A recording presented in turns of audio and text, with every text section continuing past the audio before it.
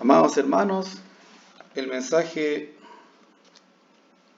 en esta oportunidad va a ser expositivo. Vamos a enfocar nuestra mirada, nuestra atención en un pasaje.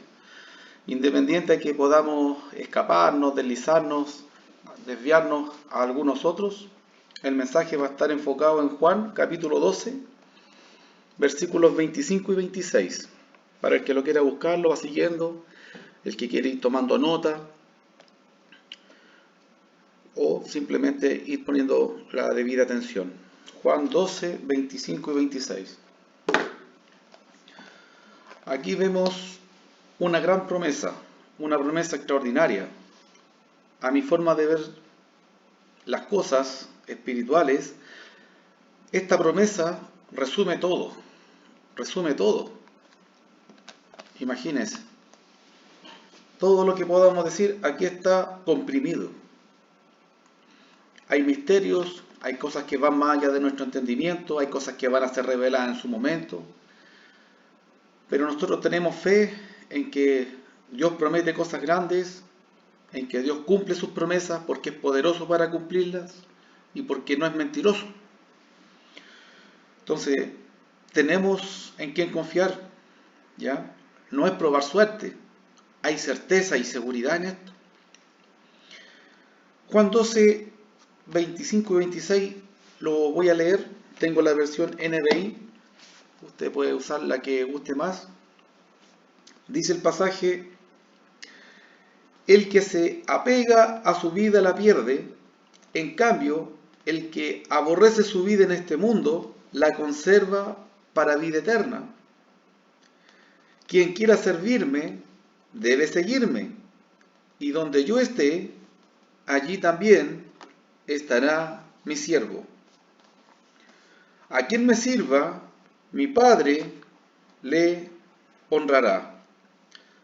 Esta es la versión NBI. Lo voy a leer también en Reina Valera, que es con la que estamos mayormente familiarizados, ¿verdad? El mismo pasaje, Juan capítulo 12, versículos 25 y 26.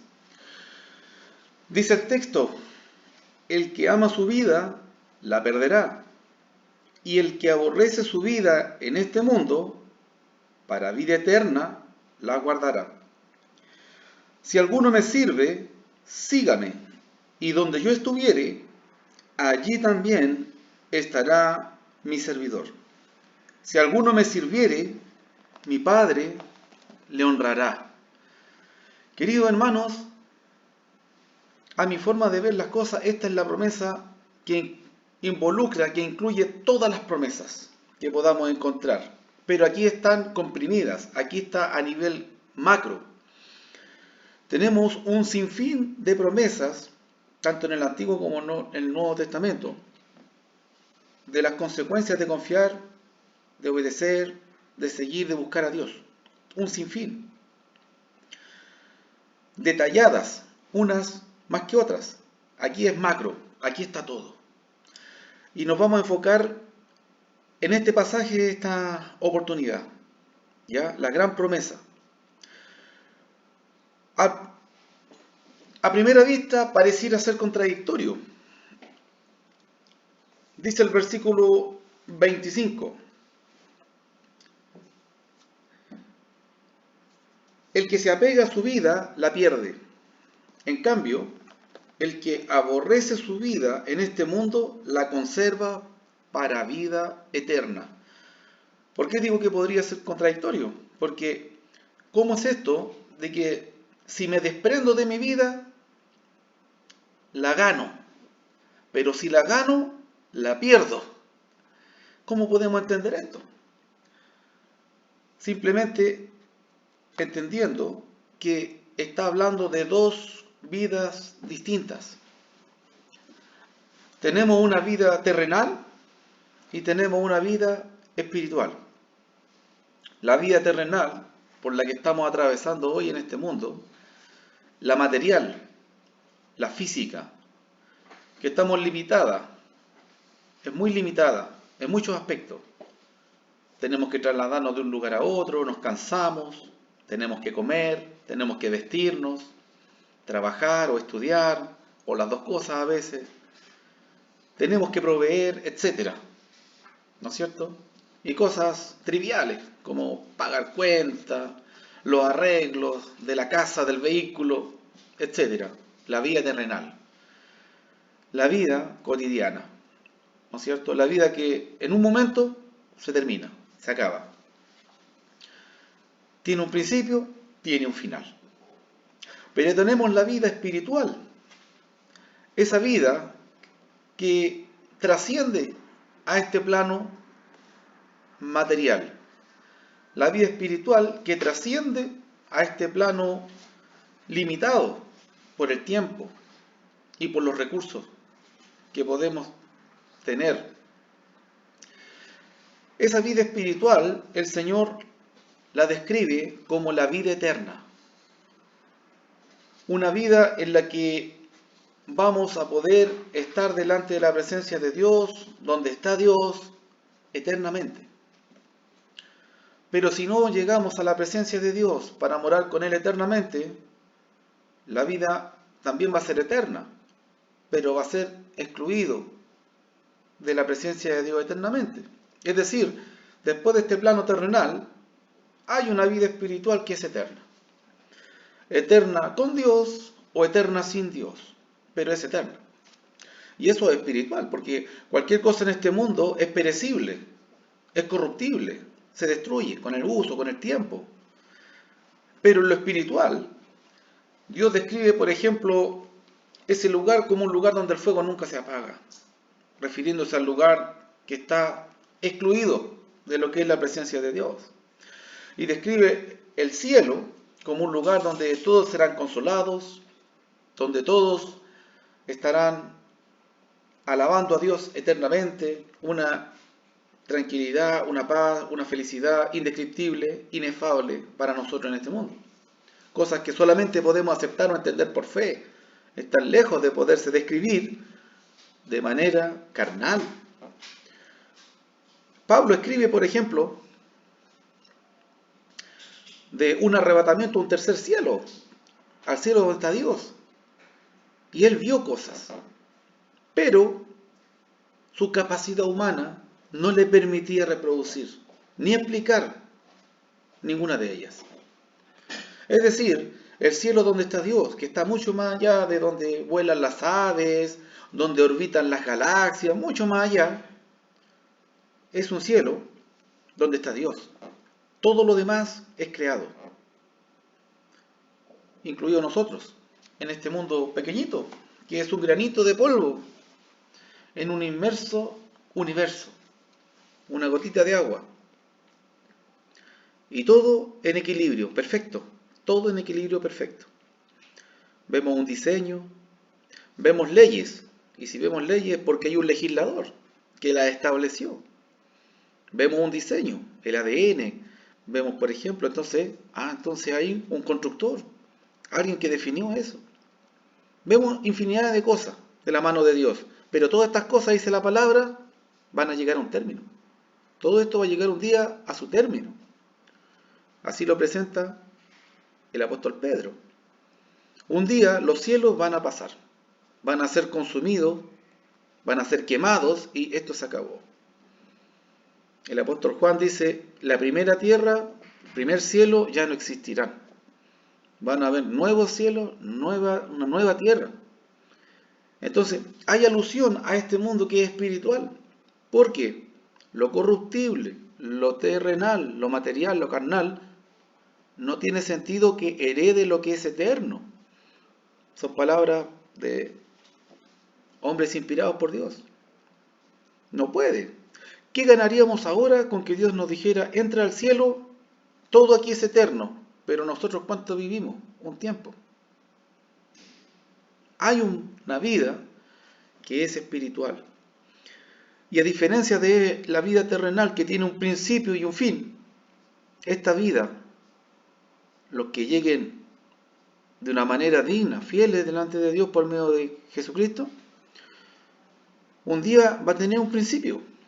¿Pero por qué es eterna? ¿Por qué le llaman vida eterna? Porque simplemente no tiene final. Tendrá un principio, Cuando el Señor diga, venid benditos, heredad el reino preparado para vosotros, desde antes de la fundación del mundo. O sea, ya estaba en la mente de Dios esto. Dios no improvisa nada. En ese sentido, todo esto está dentro de un plan eterno, dice la palabra. Un plan eterno.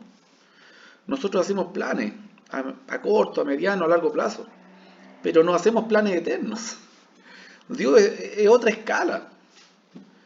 Es otra escala. Él tiene un plan eterno y este plan eterno es la vida eterna. Entonces, vamos entendiendo que esta contradicción, si la vemos literal, es contradictoria, porque ¿cómo? Si encuentro mi vida, la pierdo, y si la pierdo, la encuentro. Es porque está hablando de dos vidas, la vida terrenal, la vida espiritual. ¿Y qué va a ocurrir aquí? Nos vamos a confrontar, como dice la palabra, a dos señores. A lo que quiere la carne, o el mundo, o a lo que quiere el espíritu, o Dios. Y la gran mayoría de las veces, van a lidiar, van a chocar, no van a coincidir. Entonces, en ese sentido, no hay una contradicción. Al contrario, eso está en concordancia con lo recién dicho. Si la vida terrenal con la vida espiritual se oponen entre sí, es válido decir que si vivimos para una, vamos a perder la otra, y viceversa. Palabras del Señor mismo cuando dijo, no se puede servir a dos señores. No podemos, aunque queramos, dice. Podemos tener toda la intención. Sinceramente, podemos tener la intención de vivir para el mundo y para Dios. Podemos tener el deseo honesto de hacerlo. Pero el Señor ya nos advierte de antemano, hace 2000 años. Cuando trates de agradar a uno, vas a aborrecer el otro. No se puede. No podemos tener dos señores. Necesitamos tener un Señor. Si no tenemos a Dios como nuestro Señor, entonces estamos a merced, somos esclavos, somos siervos del enemigo. Eso es lo que presenta la Escritura. Entonces, al fin de cuentas, nosotros tenemos que elegir a quién servir. En la palabra veterotestamentaria del Antiguo Testamento, hay un pasaje muy interesante en donde el Señor revela, bueno, como no quisieron servirme a mí, les voy a mostrar lo que es servir al hombre. Y, bueno, se desentendió de ellos, y cuando entendieron lo que era estar en servidumbre de hombres, en vez de en servidumbre de Dios, ¿por qué clamaban ellos? Señor, queremos servirte. Era siempre el regreso a lo mismo. Nos arrepentimos, fue un momento de tontera, queremos servirte a ti. ¿Por qué? Muy fácil. Ponga atención a esto. El Señor, ¿por qué nos creó? Dice que para alabanza de su gloria.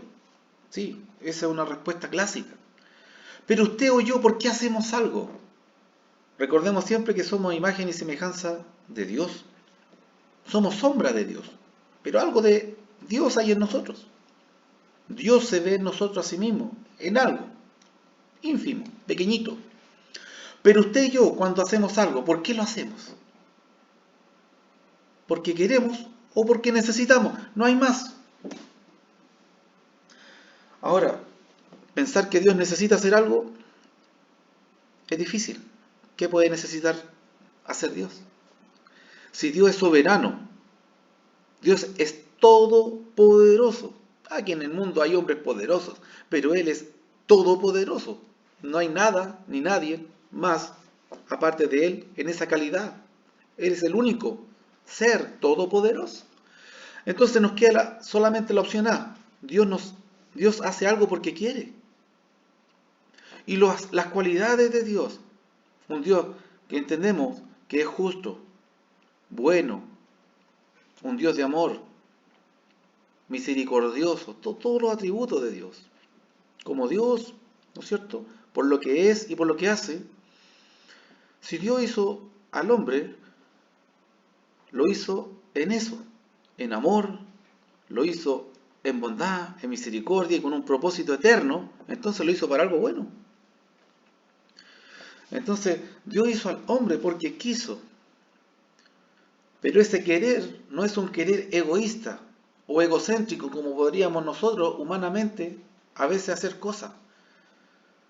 En la divinidad, la creación del ser humano a imagen y semejanza de Dios implica un propósito que está ligado a lo que Dios es. Amor, justicia, benignidad y todo lo que vemos en 1 Corintios 13, por ejemplo. Dios es amor. Él es el amor mismo, ¿no es cierto? Entonces, Dios nos hizo porque quiso y porque hay buenos propósitos para nosotros. Hay agradables propósitos para nosotros. En pocas palabras, todo lo que Dios demanda, todo lo que Dios ordena, todo lo que Dios nos pide, es para nuestro bien. Es para ese buen propósito que Dios tiene pensado de antemano para nosotros antes de crearnos. Todo lo que Dios nos declara en su palabra, nos enseña para que practiquemos o nos esforcemos en ello o lo busquemos, es para nuestro bien. Esa es la tremenda diferencia entre servir a Dios y servir a cualquier otro. Servir al diablo, servirse a uno mismo, servir al mundo, servir a un amo terrenal, al dinero, etc. Si no estamos sirviendo a Dios, en pocas palabras, somos marionetas de un tercero, que puede ser Satanás o el mundo, en pocas palabras. Y el propósito de eso es todo lo contrario, de un buen propósito para nosotros. Entonces, por lógica, por teología, por donde usted quiera, servir a Dios es por lo que fuimos creados. Es por lo que fuimos creados. Pero, ¿podemos rebelarnos contra ese propósito? Claro que sí.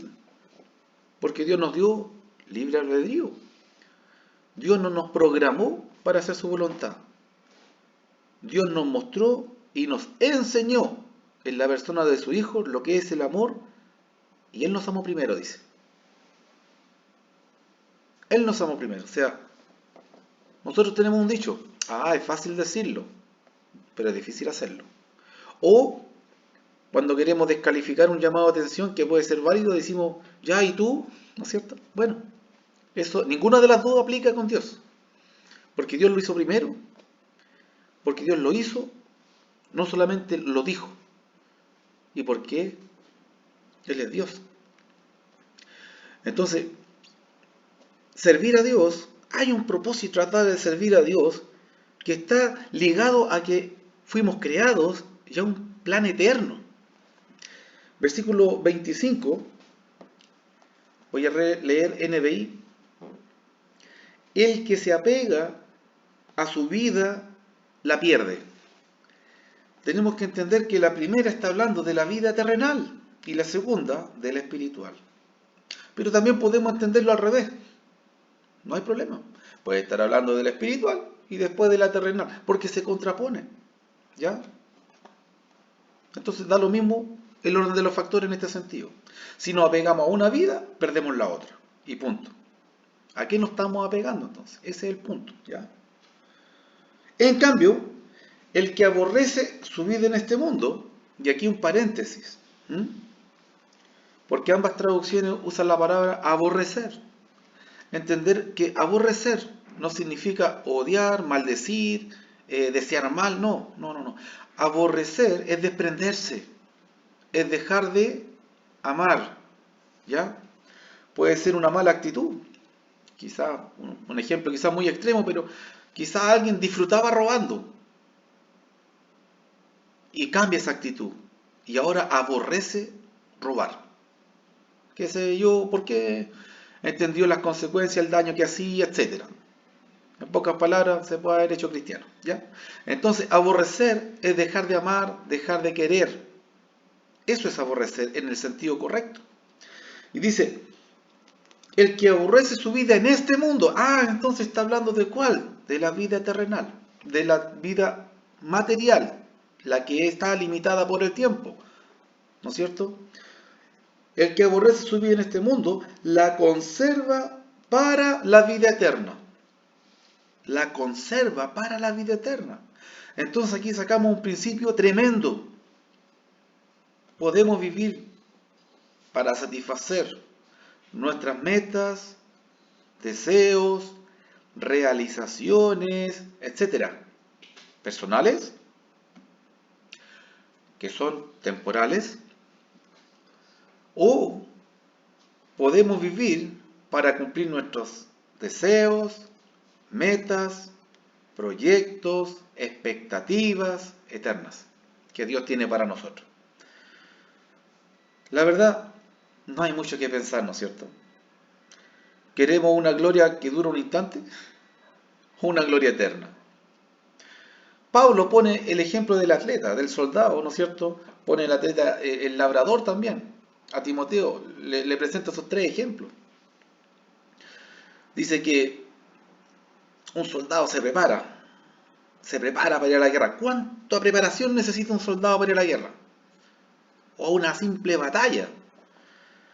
La batalla, hermano, puede durar 5 minutos para el soldado. Hay guerras que han durado años. Pero pensemos en el soldado que se preparó por años. O quizás en el más improvisado de los casos, un par de semanas o meses. Ese va a durar un par de minutos en el campo de batalla. El punto es este. Un momento de gloria, un momento para cumplir un objetivo de un instante, hubo preparación en ese soldado. En el labrador, ¿cuánto tiempo tuvo que arar la tierra, sembrar la semilla, preocuparse de que no le faltara agua, abonarla si era necesaria, desmalezar? Todo un proceso para que creciera, se desarrollara, y más encima viene el trabajo de cosechar, de recoger los frutos, que también es un trabajo porque no se recogen solos. Imagínense, y nosotros después vamos al supermercado o a la feria, compramos un kilo de papas, las pelamos en 5 minutos y en 10 ya están comidas. Un momento de gloria, propósito cumplido en cuánto, un instante. A veces, antiguamente, las mamitas, las abuelitas cocinaban toda la mañana para el almuerzo. Y el almuerzo duraba un momento, ¿no es cierto? A eso está apuntando el tema, a lo eterno. Y bueno, el tercer ejemplo que menciona Pablo, ¿verdad? Habla del labrador, habla del soldado, ¿no es cierto? Habla del atleta. Imagine cualquier atleta. Bueno, hay juegos que son los olímpicos y hay otros que son a menos plazo. Hay juegos cada 1 año, 2, 3, 4 años. Pero también, ¿cuánto se prepara un atleta para no ir a hacer el ridículo realmente? Que imagínese a alguien que improvise ir a representar un país y vaya a una competencia. Va a ser la burla para todos, ¿no es cierto? Un atleta se prepara por años. Por años. Pero, ¿cuánto dura la carrera? ¿Cuánto dura la competición? Minutos y en algunos casos segundos. Segundos. 100 metros plano, ¡pum! 20 segundos, se acabó. ¿Cuánto se entrenó esa persona? ¿Cuánto se entrenó? Ahora, de todos los que corren, claro, hay medalla de oro, plata, bronce. Se gana los aplausos, los elogios, ¿no es cierto? La medalla. Pero ¿cuánto dura ese un momento? Más que nada, que un registro histórico. Pero el momento de gloria, cuando lo aplauden, cuando todos toman fotos, ¿cuánto dura eso? Un ratito, un instante. Aquí estamos hablando de una gloria que es eterna. Para siempre. Entonces, conservar la vida eterna a cambio de negarse a la terrenal, que es temporal, podríamos decir que es un buen negocio, ¿no es cierto? Recordando las palabras del mismo Señor Jesús, cuando dice, en los negocios de mi Padre me conviene estar. Nosotros entendemos todo lo que es un buen negocio y un mal negocio. Mal negocio es cuando perdemos dinero y un buen negocio es cuando ganamos. En el sentido alegórico, como habla el Señor de negocios del reino, este es el mejor negocio. no va a encontrar un mejor negocio en este mundo que preferir guardar o preservar su vida para la eternidad que a cambio de tener una gloria temporal en este mundo.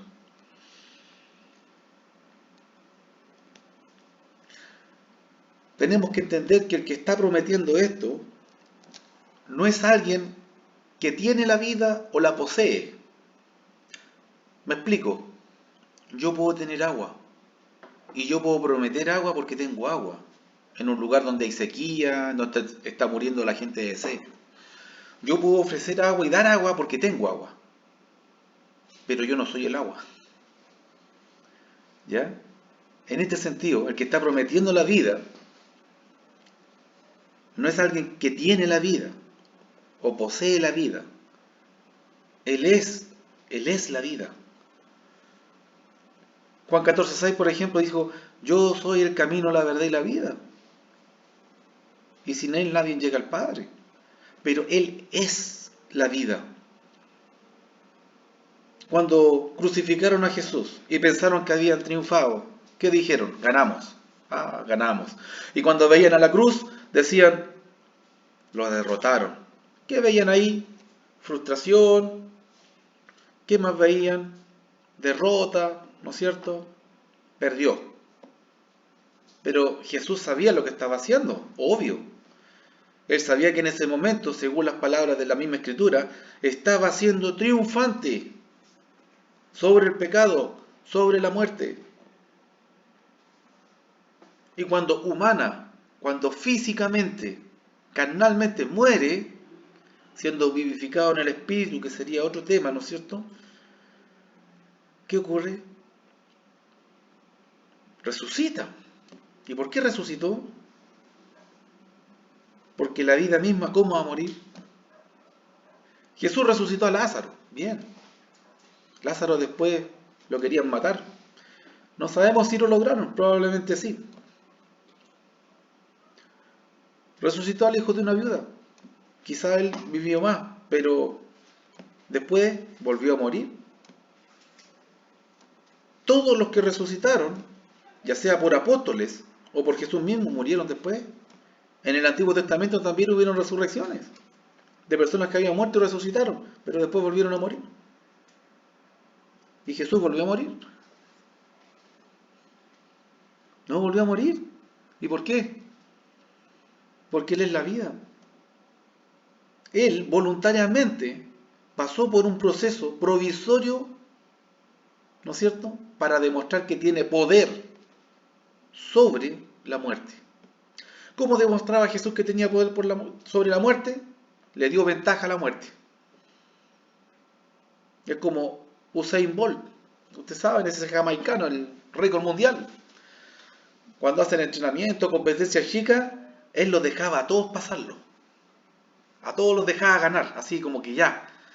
Y cuando ya quedaba poco, ¡boom! Primer lugar.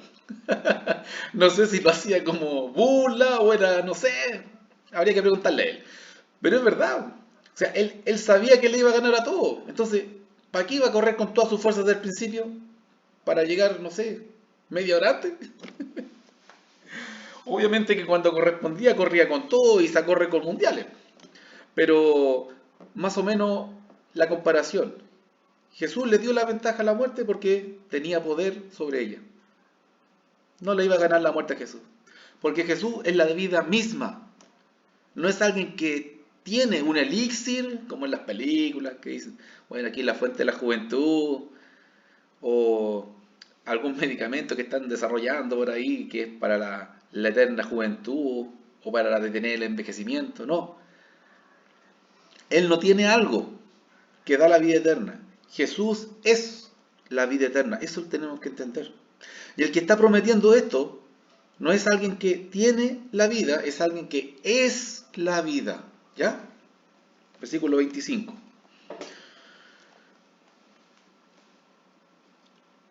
Por si fuera poco,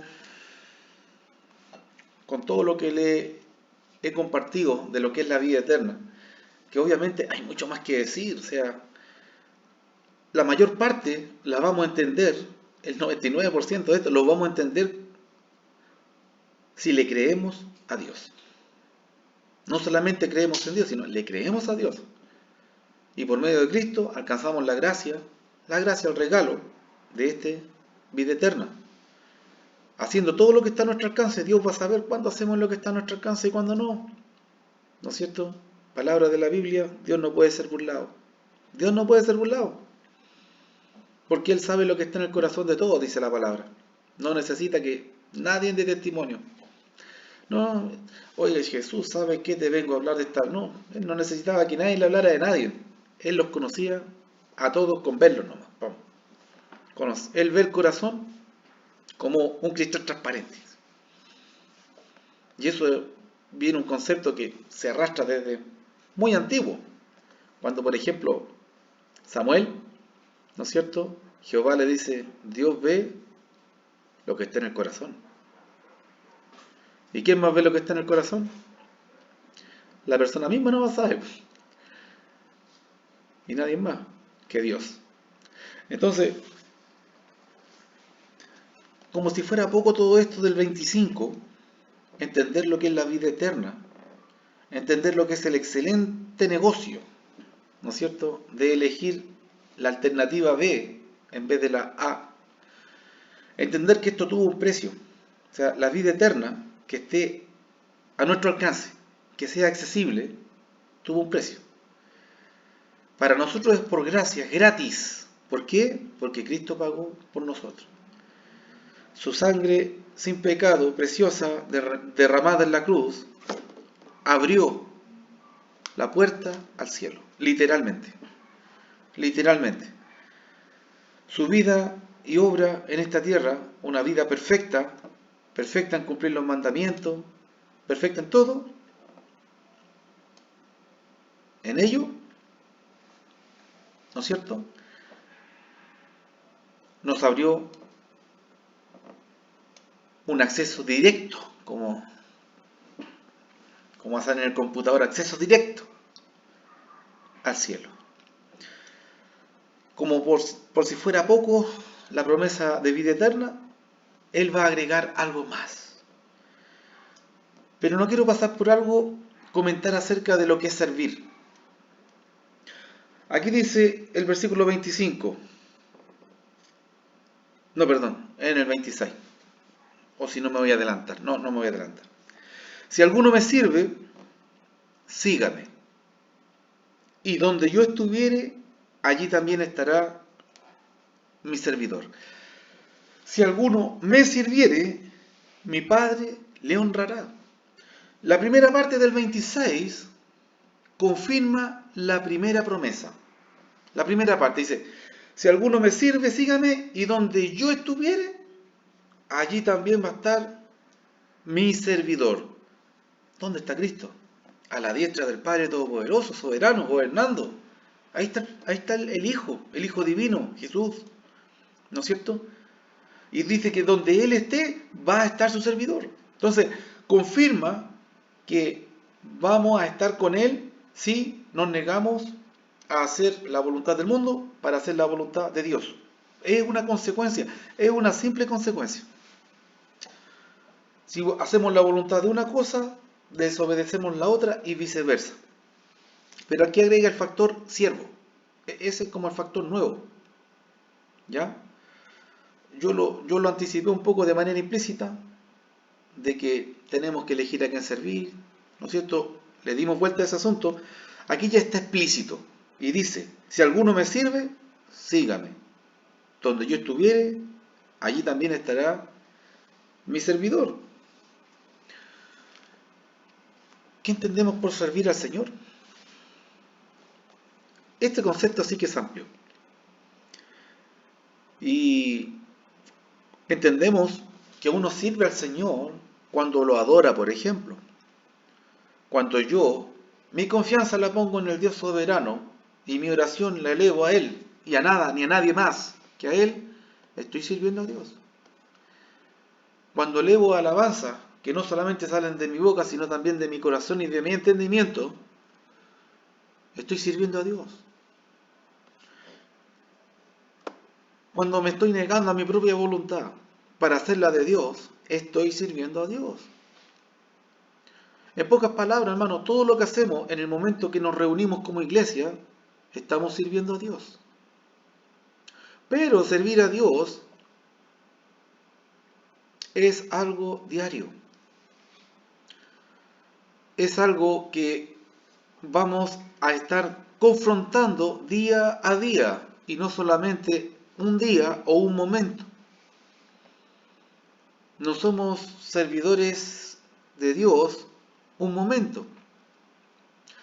El concepto aquí de siervo alude a doulou, en griego, esclavo o siervo, lo mismo. ¿Y qué significa que yo declare que Jesús va a ser mi Señor, que yo voy a ser su siervo? En pocas palabras, estoy rindiendo mi voluntad, mis derechos, todo mi ser a Él. Alguien podría decir, oh, pero eso es mucho. Pero pensémoslo desde el punto de vista de Cristo. ¿Y Cristo no hizo lo mismo, hermano? Por supuesto que sí. La diferencia está en que a escala nunca vamos a poder hacer lo que hizo Cristo. Porque yo a lo más que me voy a poder negar es hacer un simple mortal un tiempo en este mundo. Pero Cristo se negó a la gloria celestial. Él se negó a estar en la gloria de Dios, del cielo mismo, adorado por ángeles. Allá, en la gloria eterna, siendo adorado por ángeles, vino a este mundo, en donde unos hombres mortales, sin peso alguno, lo desacreditaban, lo ofendieron, lo rechazaron, lo negaron. Uno podría decir, pésimo negocio. Pésimo negocio. Pero ¿cómo deja la gloria celestial, la gloria eterna? Él estaba con el Padre celestial para venir a este mundo. Pésimo negocio, podríamos decir. ¿Qué lo obligó a él? Nada. ¿Y por qué vino? Por amor. Porque como decía al principio, cuando Dios nos creó, había un plan eterno. No era un plan a mediano, corto o largo plazo. Era un plan eterno. Y nada, tiene que poner atención a esto, nada se iba a interferir, nada se iba a interponer en este plan eterno de Dios. Ni siquiera el enemigo. Cuando Dios crea al hombre, lo crea perfecto, sin pecado, y el hombre cae de ese estado. ¿Se acabó el plan? Si Cristo no hubiera venido a este mundo, sí, ahí terminó el plan. Pero Cristo vino a este mundo y se negó a la gloria eterna para estar en este mundo, venir a este mundo, hacer la voluntad de Dios aquí en este mundo, mostrarnos la voluntad de Dios, enseñarnos y morir por nosotros. La verdad, hermano, cuando uno dice que es siervo del Señor, tiene que estar claro de lo que es la palabra. La palabra siervo, la palabra esclavo, no hay distinción. Doulou, igual, griego, es lo mismo. Y significa que rendimos nuestros derechos, nuestra voluntad, al que va a ser nuestro Señor. Y la verdad no hacemos nada. ¿Sabe por qué? Porque Él la rindió primero por nosotros. Él se hizo hombre, Él se hizo siervo, Él se hizo crucificar. Él murió por nosotros. O sea, solamente en gratitud deberíamos responder a ello. Ni siquiera pensando en que es Dios. Hay una cultura, no la recuerdo ahora, en que si usted salvaba a una persona, le salvaba la vida a una persona, en gratitud a esa persona lo servía a usted como esclavo. A menos que usted lo liberara. O sea, solamente por el hecho de que Él murió por mí. Pero si vamos más allá de ese hecho, Él es Dios. Y sin morir por mí, yo ya le tengo que servir adorar y obedecer en todo, porque Él es mi creador. O sea, por A o por B, no estamos haciendo nada de más, pues, hermano. Servir a Cristo, rendir nuestra voluntad a Él, es lo más natural, es lo obvio y es lo mejor que podemos hacer. Entonces, para redondear esta idea, dice, si alguno me sirve, sígame. Y alguien le contestó, en la Biblia está, te voy a seguir, pero espérame un poquito, más ratito, déjame pensarlo mejor. No, eso lo estoy agregando yo ahora, a la actualidad, porque son respuestas que a veces escuchamos. Mira, déjame estar mejor, voy a arreglar algunos asuntos, pensando en que van a poder arreglar los asuntos mejor solos que con Dios. ¿Cuándo? Nunca. Si por eso Dios viene a nuestra vida, porque lo necesitamos, no como una alternativa. Pero bueno, hay personas que no quieren ver, personas que no quieren oír, personas que no van a alcanzar la vida eterna. ¿Por qué? Porque la Biblia, la palabra de Dios que no miente y no se equivoca, declara que no todos serán salvos. Tristemente, no todos serán salvos. De hecho, si Cristo no hubiera venido a este mundo, hermano, nadie sería salvo. Nadie. Entonces el hecho de que Él haya venido y ya haya una oportunidad y haya personas que están accediendo y que ya partieron para estar delante de la presencia de Dios eternamente, es porque Cristo murió por la humanidad. Y nosotros que estamos vivos todavía podemos tomar esa excelente decisión, excelente negocio de servir a Dios. De tener que vivir en esta vida, pero agradando a Dios. Nos vamos a enfrentar a situaciones en que vamos a tener que agradarnos a nosotros mismos, o agradar al jefe, o agradar al mundo, o a los políticos, o a las leyes terrenales, o a Dios. ¿Y qué dijo Pedro y Juan? No se puede obedecer a Dios no se puede obedecer antes que a Dios a los hombres. Eso declararon ellos, porque les prohibieron predicar. Les prohibieron predicar. No, ustedes no predican mal el nombre de Jesús. ¿Y qué dijeron ellos? Lo azotaron, lo encarcelaron, lo amedrentaron, lo amenazaron. Lo hicieron toda la estrategia. ¿Y qué dijeron? No podemos servir a los hombres, obedecer a los hombres antes que a Dios. No podemos, no se puede. Es que no se puede. Y si lo hacemos, estamos en contra de todo, en contra de la lógica, en contra de lo justo, en contra de lo que se debe, en contra de todo. Hermanos, el Señor dice, donde yo estuviere, allí también va a estar mi servidor. ¿Queremos estar con el Señor? Amén. Amén. Entonces, sirvámosle. Porque la promesa es clara. El Señor, mire, el Señor quiere que estemos con Él, ¿o no? ¿O el Señor es egoísta? El autor de Hebreos dice que Él va a ser el primero de muchos hermanos en el cielo. ¿El Señor es egoísta? Lo dudo. Lo dudo. No hubiera venido a morir para que tuviéramos una oportunidad, simplemente no tenía que venir.